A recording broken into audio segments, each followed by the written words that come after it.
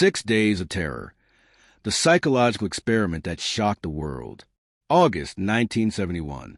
24 college students went to sleep in their beds, ordinary young men with ordinary dreams.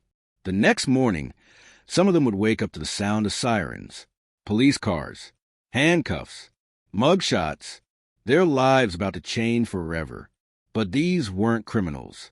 They were volunteers in what would become the most controversial psychological experiment in history.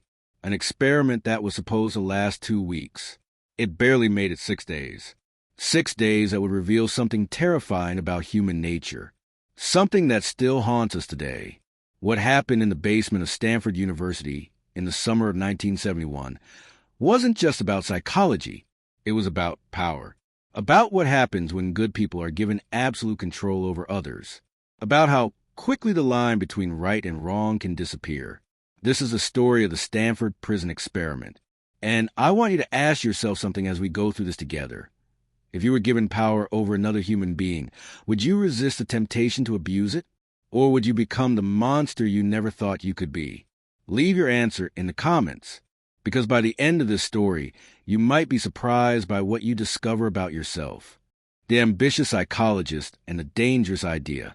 Philip Zimbardo didn't grow up in the world of prestigious universities. He was born in the South Bronx, New York, in 1933, a tough neighborhood. The kind of place where you learned young that power meant everything, where you watched kids become bullies, and bullies become tyrants. But Zimbardo was different. He was curious. He wanted to understand why people did the things they did. Why did his childhood friend become a gang leader? Why did the nice kid from down the street turn into someone cruel when he got a little authority? By 1971, Zimbardo had become a psychology professor at Stanford University in California. Stanford, with its palm trees and Spanish architecture, its sunshine and wealth, couldn't have been more different from the Bronx. But Zimbardo still carried those questions from his childhood. And then came Vietnam. The war was raging. Every night on television, Americans watched young soldiers committing atrocities. Back home, stories leaked out about prison guards brutalizing inmates. The public was asking, how do normal people do terrible things? Zimbardo had an idea, a dangerous idea. What if it wasn't about bad people? What if it was about bad situations? What if you took good people and put them in a toxic environment? Would they become toxic too? He decided to find out. He would build a prison. Not a real one, a fake one. Right there in the basement of Stanford Psychology Building. And he would take ordinary college students and turn them into prisoners and guards. In August 1971, Zimbardo placed an advertisement in the Palo Alto newspaper. It read, "Male college students needed for psychological study of prison life. $15 per day for 1 to 2 weeks." $15 a day was good money in 1971. 70 young men responded. Zimbardo put them through batteries of psychological tests. He was looking for the most normal, the most stable, the most middle-class kids he could find. No criminal records. No psychological issues. No extreme personalities. He selected 24. Then he did something that would prove crucial. He randomly assigned them. Flip of a coin. You're a guard. You're a prisoner. Nothing about your personality. Nothing about your character. Pure chance. In the basement of Jordan Hall, Zimbardo and his team got to work. They took a corridor about 35 feet long. They removed the doors from laboratory rooms and replaced them with steel bars. They installed a small closet, barely bigger than a telephone booth, that would serve as solitary confinement. They blacked out windows. They set up a video camera. The prison wasn't elaborate. It was crude, but it was real enough. And Zimbardo made a decision that would later haunt him. He wouldn't just observe the experiment. He would be part of it. He would be the prison superintendent. The guards got uniforms. Khaki shirts and pants. Whistles. Mirrored sunglasses, so the prisoners couldn't see their eyes. And wooden batons. Zimbardo gave them only one instruction. Maintain order. Do whatever you think is necessary. Just don't use physical violence. No training. No rules. Just that. Maintain order. The prisoners would get no uniforms. Instead, they would wear smocks with numbers. No names anymore, just numbers. Their identities would be stripped away. They would wear chains around their ankles, a constant reminder that they were prisoners. Everything was ready. The basement prison, the guards, the prisoners. Philip Zimbardo thought he was conducting a scientific experiment about prison life. He had no idea he was about to witness the darkest corners of the human soul.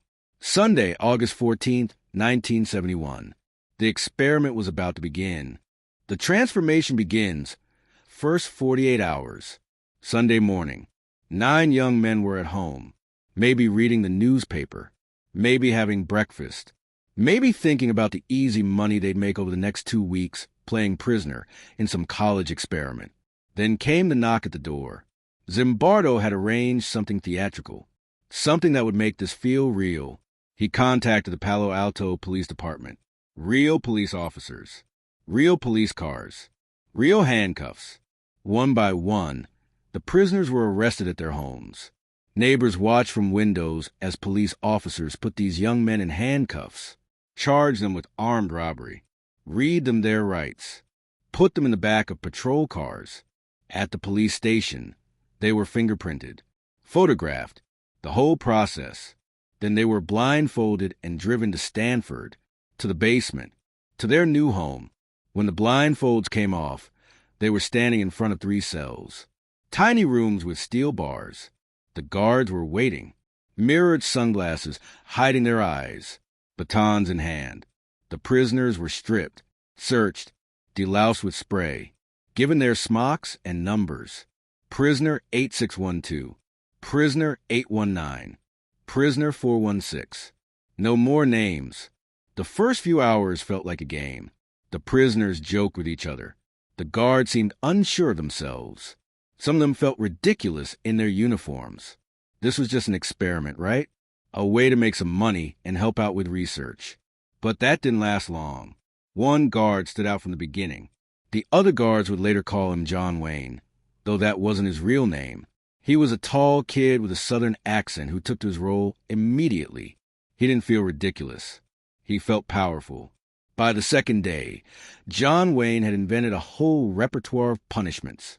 Prisoners who didn't follow orders fast enough had to do push-ups. Lots of them. 20, 30, 50, with a guard's foot on their back. Prisoners who talked back were put in the hole. That tiny closet. Pitch black. Barely big enough to stand. They'd be left there for hours. The guards started waking prisoners up in the middle of the night for counts. 2 in the morning. The prisoners had to line up and recite their numbers. If someone made a mistake, everyone did more push-ups. And here's what was chilling. The other guards, the ones who felt uncomfortable at first, they started joining in, not because Zimbardo told them to, not because there were any rules, but because John Wayne was doing it, and it seemed to be working. The prisoners were falling in line. On the second day, the prisoners tried to rebel. They barricaded themselves in their cells, pushing their beds against the doors. They ripped off their numbers. They mocked the guards. The guards were furious. They called in reinforcements. Guards who weren't even on duty came in. They used fire extinguishers to force the prisoners away from the doors. They burst into the cells. They stripped the prisoners naked. They took away their beds. They took away their privileges. And then John Wayne had another idea.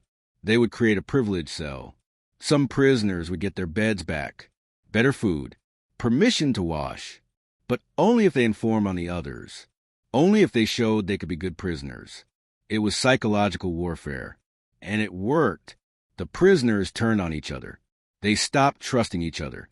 The unity of that rebellion crumbled. 36 hours into the experiment, prisoner 8612 started breaking down. Douglas Corpy, a grad student who had volunteered thinking this would be interesting research experience, began screaming, crying, begging to be let out. The guards thought he was faking, trying to get out early. So they mocked him. They put him in the hole. But Corpy wasn't faking. He was having a genuine breakdown.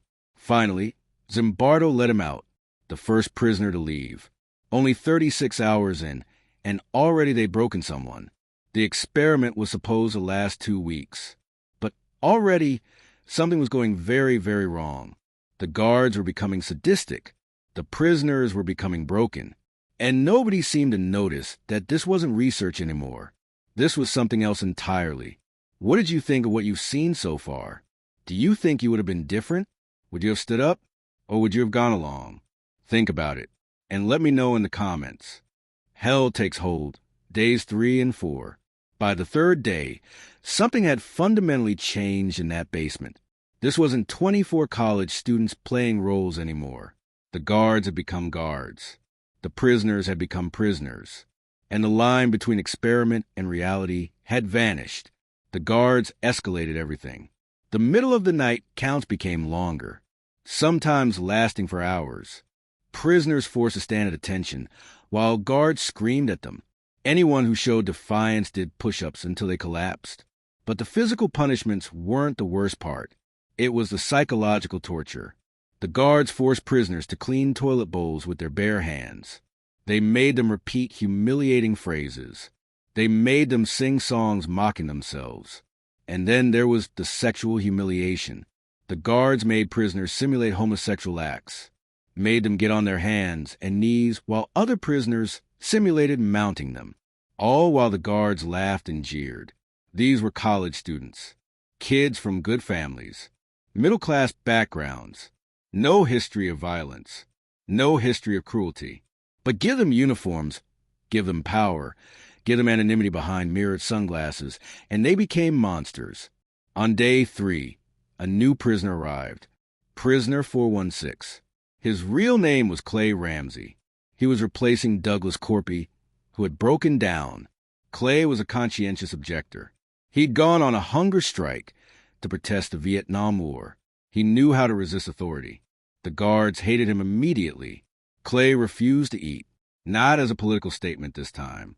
He was just disgusted by the food, but the guards saw it as defiance. They put him in the hole. They kept him there for hours. When he came out, still refusing to eat, they made the other prisoners chant. Prisoner 416 is a bad prisoner. Say it, louder. The other prisoners did it. They chanted. They turned on Clay because if they didn't, they'd be punished too. That's what the prison had done to them. Turned them against each other. Meanwhile, the guard were changing in other ways. They started volunteering for extra shifts. They didn't want to go home. They came in on their days off, not because they were being paid extra. They just wanted to be there. They were addicted to the power. One guard would later admit that he looked forward to his shifts, that he thought about creative punishments at home, that he felt a rush when the prisoners cowered before him. The prisoners, meanwhile, were falling apart. Some developed stress-related rashes, their skin breaking out in hives from the constant anxiety. Some cried themselves to sleep. Some stopped sleeping altogether. They started talking like prisoners, referring to themselves by their numbers, asking permission for everything. Permission to use the bathroom. Permission to speak. They'd forgotten they were volunteers. They'd forgotten they could leave. Parents came to visit on visiting day. What they saw disturbed them. Their sons looked hollow, exhausted, traumatized. Some parents complained. But Zimbardo, now fully in his role as superintendent, dismissed their concerns. These kids were fine. This was just research. But one person saw through it. Christina Maslach. She was a psychology graduate student at Stanford, and she was dating Philip Zimbardo. He invited her to come see the experiment on day 5. He was proud of it, wanted to show her his groundbreaking research. Christina walked into that basement and was immediately horrified. She saw guards tormenting prisoners. She saw young men who looked like they'd been in an actual prison for months, not days. She saw the cruelty, the degradation, the suffering, and she saw Philip Zimbardo, not as the man she loved, but as the superintendent. Cold, detached, defending what was happening. That night, Christina confronted him. She didn't mince words. What you're doing to those boys, she said, is terrible. This isn't research. This is torture. Zimbardo got defensive, made excuses, said she didn't understand. But Christina's words shook him. Over 50 people had visited the experiment by that point. Colleagues, friends, other researchers. graduate students. Not a single one had raised ethical concerns. But Christina did. And something about the way she said it, the horror in her voice, finally broke through. Zimbardo realized she was right. He'd been so caught up in his role as superintendent that he'd lost sight of the fact that he was running an experiment, that these were real people, that he had a responsibility to them. That night, Zimbardo couldn't sleep. He thought about what Christina had said. He thought about the prisoners. He thought about the guards. He thought about what he'd become. And he made a decision. Before I tell you what happened next, I want to thank you for staying with this story. I know it's not easy to hear, but what's coming is even more powerful. The conclusion to this experiment and what it reveals about all of us is something you need to hear. So stay with me. The best is yet to come. The Awakening, Day 5, and the Forced Interruption. Friday morning, Day 6. Dawn was breaking over Stanford University. In the basement, the guards were preparing for another shift. The prisoners were waking to another day of torment. Nobody knew that in a few hours, it would all be over. Philip Zimbardo arrived early. He'd barely slept. Christina's words kept echoing in his mind. What you're doing to those boys is terrible. He watched the guards through the video monitor. Watched them wake the prisoners for another count. Watched the prisoners shuffle into line, exhausted, broken. And for the first time since the experiment began, Zimbardo saw it clearly. Really saw it. These weren't subjects in an experiment anymore. They were victims. And the guards weren't research assistants. They were abusers. And Philip Zimbardo, wasn't a scientist. He was a superintendent of a prison where cruelty reigned. He'd become what he was studying. He'd lost himself in the role. The same way the guards had. The same way the prisoners had. Everyone in that basement had forgotten this was supposed to be fake. Zimbardo made the call. 6 days. 6 days out of a plan 14. But it was enough. More than enough. He would end the experiment. Today, he gathered everyone. Guards, prisoners, staff, and he told them, it's over. You can go home. The prisoners' reactions were telling. Some cried, not from joy, from relief, so overwhelming it hurt. Some seemed confused, disoriented, like they'd forgotten there was a world outside that basement. One prisoner later said he'd started to believe the prison was his life now, that he'd never leave. After just 6 days, they'd been institutionalized. But the guards' reactions were even more disturbing. Some were disappointed, upset that it was ending early. They'd been enjoying it, the power, the control, the sense of authority over other human beings. John Wayne, the most brutal guard, admitted years later that he'd been having the time of his life, that he'd felt liberated, that for the first time he'd been able to express a side of himself he'd always kept hidden. That's what's so terrifying about the Stanford Prison Experiment. It wasn't that the guards were sadistic people pretending to be normal. They were normal people who discovered they had sadistic tendencies when given the right situation. In the following weeks and months, Zimbardo conducted debriefing sessions, trying to understand what had happened, trying to help the participants process their experience. The prisoners talked about nightmares, about feeling worthless, about how quickly they'd lost their sense of self. One prisoner said he'd started thinking of himself as a bad person, as someone who deserved punishment. After just a few days, the guards talked about how natural it had felt, how easy it was to dehumanize the prisoners, to stop seeing them as people and start seeing them as numbers, as problems to be controlled. Some guards expressed regret, others didn't. Some seemed to miss it. Zimbardo published his findings, and the reaction from the scientific community was explosive. Some hailed it as groundbreaking, a definitive demonstration that situation, not personality, determined behavior, that good people can do terrible things when placed in toxic environments. But others were horrified. They accused Zimbardo of violating every principle of ethical research, of causing real psychological harm to his subjects, of crossing the line from observation to participation, of becoming so caught up in his experiment that he'd forgotten his responsibility as a researcher. The American Psychological Association changed its ethical guidelines because of the Stanford Prison Experiment. Now, Researchers had to prove that the potential benefits of a study outweighed the potential harm, that participants had the right to withdraw at any time without penalty. That deception had strict limits. For Zimbardo himself, the experiment became the defining work of his career, for better and worse. He spent decades defending it, explaining it, using it to understand real-world atrocities. When the photos from Abu Ghraib emerged in 2004, showing American soldiers torturing Iraqi prisoners, Zimbardo testified as an expert witness. His argument: these weren't bad apples. These were good people placed in a bad barrel, just like the guards in his experiment. But the experiment haunted him too. In later interviews, Zimbardo admitted regrets, that he'd gone too far, that he'd prioritized his research over the well-being of his participants, that Christina Maslach had been right to confront him. He married Christina, by the way, the woman who had the courage to tell him he was wrong. Maybe that says something important about Philip Zimbardo, that despite everything, he was capable of hearing the truth, of changing, of admitting his mistakes. But the damage was done.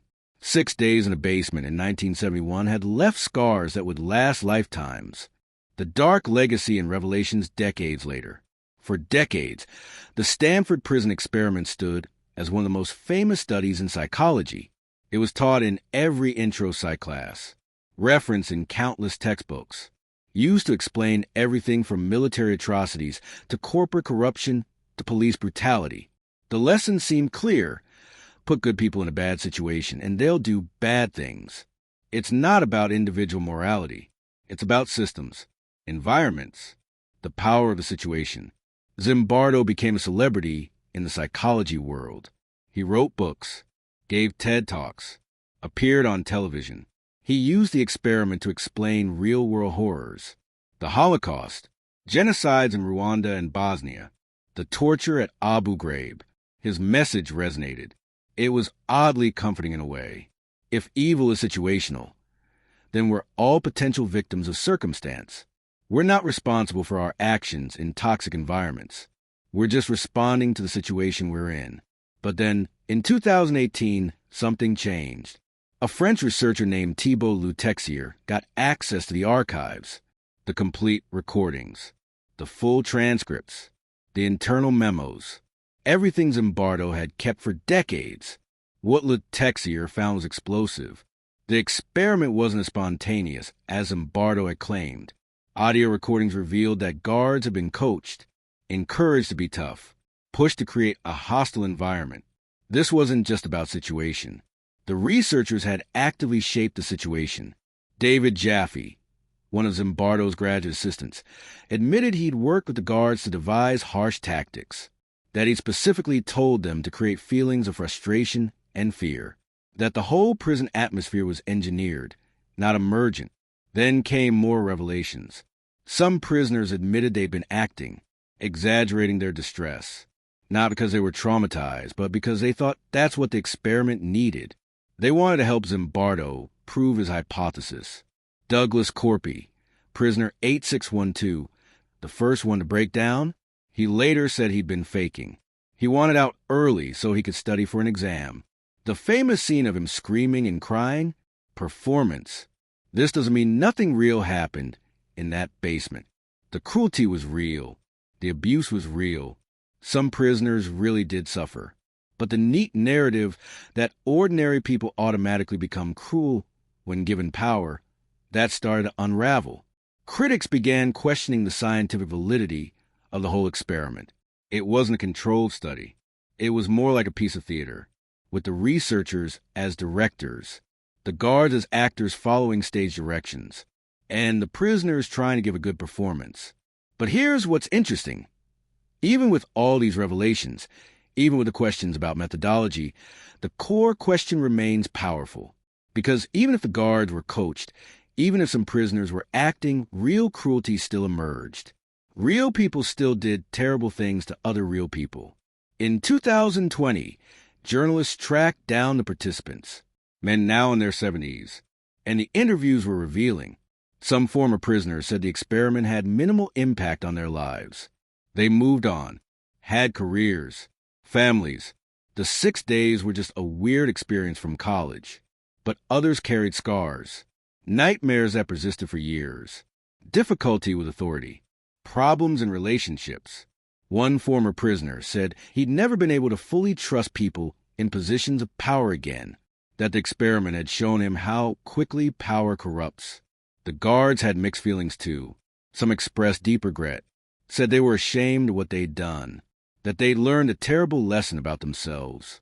But John Wayne, the most brutal guard, he had no regrets. He said he'd been playing a role, that he'd known it was an experiment, that he'd been giving Zimbardo what he wanted. He seemed proud, even decades later, of how well he'd played the part, which raises another disturbing possibility. Maybe the guards who were cruelest weren't transformed by the situation. Maybe they were people who already had those tendencies. People who finally got permission to express a side of themselves they normally had to hide. Philip Zimbardo is in his 90s now, still defending the experiment, still arguing that it revealed something important about human nature, but also acknowledging the flaws, the ethical violations, the coaching, the theatrical elements. In recent interviews, he's been more reflective, more willing to admit mistakes. He talks about how he lost himself in the role of superintendent, how he prioritized the experiment over the participants, how if he could do it over, he'd do many things differently, but he still believes a core finding holds, that situations matter, that environments shape behavior, that good people can do terrible things when the circumstances align. So what's the truth about the Stanford Prison Experiment? Is it groundbreaking science that revealed dark truths about human nature? Or is it bad science, ethically compromised and methodologically flawed, that tells us more about the biases of its creator than about the human condition? Maybe it's both. Maybe the experiment was deeply flawed and yet still revealed something true, that power changes people, that situations matter, that the line between good and evil is thinner than we'd like to believe. Or maybe the real lesson is different. Maybe it's not that we're all prisoners of our circumstances. Maybe it's that we have more agency than we think, that even in toxic situations we have choices, that some guards in that basement chose cruelty, but others didn't, that some prisoners broke, but others resisted. Maybe the Stanford Prison Experiment doesn't prove that situations determine behavior. Maybe it proves that they reveal character. 6 days in a basement, 24 college students, one controversial psychologist, and a question that still haunts us: what would you do? The Stanford Prison Experiment remains one of the most debated studies in psychology. Its scientific validity questioned, its ethical standards condemned, but its central question endures. When given power over others, when placed in a system that encourages cruelty, when protected by anonymity and authority, what would you become? I want to hear from you. Do you think the experiment proved that power corrupts? That situations determine behavior? That we're all capable of cruelty under the right circumstances? Or do you think it was just bad science? A theatrical production masquerading as research? And more importantly, do you think it would have been different? Would you have been the guard who refused to abuse prisoners? The prisoner who resisted? Or would you have gone along like most of them did? Leave your thoughts in the comments. I read every single one. If you found this story as disturbing and fascinating as I did, please subscribe to the channel. We dive deep into stories like this. Stories that reveal the complexity of human nature, the darkness and the light, the choices we make and the consequences we live with. And there's another story waiting for you. Another experiment. Another revelation about who we are as human beings. Click on the next video. You won't want to miss it. Thank you for watching. And remember, the question isn't just what happened in that basement in 1971. The question is what's happening in basements and boardrooms and prisons and police stations right now. The question is what we're going to do about it.